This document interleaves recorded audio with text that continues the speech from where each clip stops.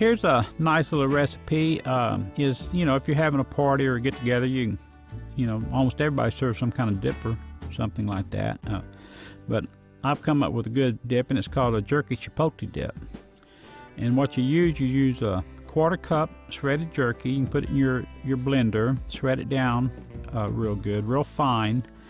But you use 2 tablespoons diced green onions, 2 tablespoons of diced red bell pepper, 1 garlic clove, and you want to shred that so it mixes well.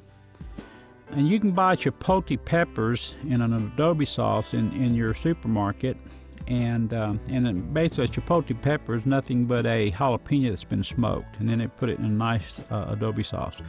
But you use 2 large chipotle peppers, and you finely chop them, and use about 1 tablespoon of the adobe sauce that comes in your chipotle can. 1.5 cup sour cream. You blend all these ingredients together and chill for about an hour, and then serve with your favorite chip. I like it served with the tortilla chips myself.